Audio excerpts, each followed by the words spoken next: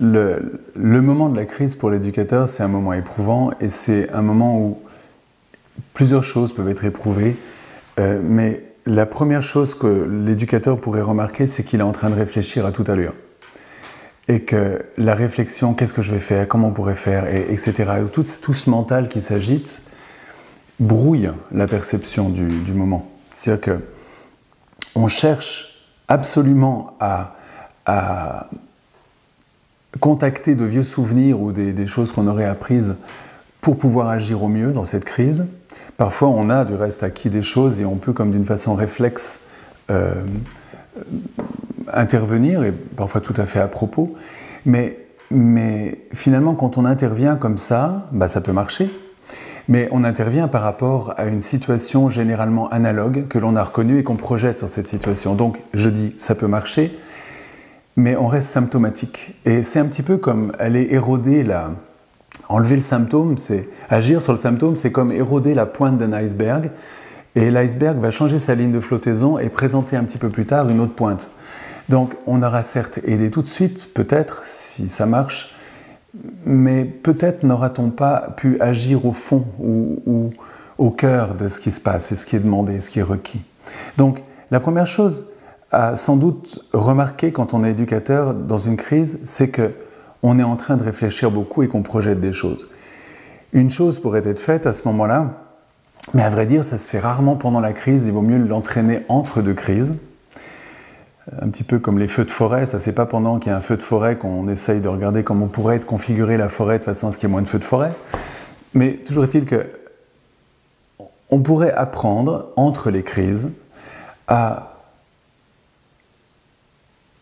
observer ces pensées qui s'imposent toutes seules et qui s'imposent drôlement vite et drôlement beaucoup lorsqu'il y a une crise. C'est-à-dire prendre un petit moment, toujours de nouveau, c'est comme une éducation de l'éducateur, on pourrait dire. Je reviendrai à la crise après. Une éducation de l'éducateur a remarqué qu'il suffit de rester silencieux, tranquille, sans rien faire pour s'apercevoir qu'on est assailli par plein de pensées.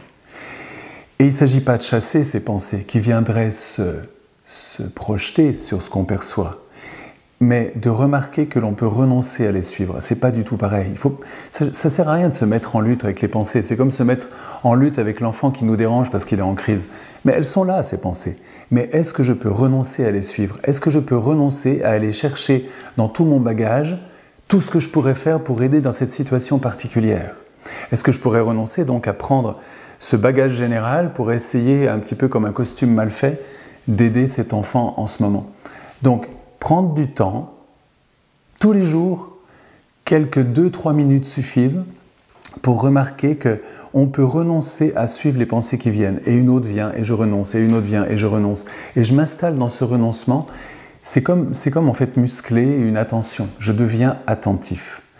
Au moment de la crise, l'éducateur pourrait devenir attentif. C'est justement là que c'est requis, d'être attentif. Attentif, ça va permettre d'être en lien avec l'enfant et de remarquer que les projections que l'on se ferait facilement nous prennent moins avec elles. Et les projections, elles vont dans plein de domaines. Elles vont dans « oulala, il s'est fait mal, oulala enfin toutes ces où j'aimerais comprendre ce qui se passe. Tiens, ça c'est fréquent aussi. L'enfant va pas bien, et puis on voudrait comprendre ce qui se passe. Mais dis-moi ce qui se passe. Puis l'enfant dit rien. Très inconfortable. Ces tentatives d'essayer de répondre à des questions par je ne sais quelle réflexion pourraient se calmer.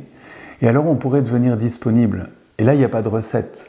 Ce qui se passe dans la crise, à ce moment-là, devient unique, devient comme une création du moment. L'éducateur peut agir pour l'enfant plutôt que de chercher dans son bagage ce qu'il pourrait faire, ou à travers sa compréhension ce qu'il pourrait faire.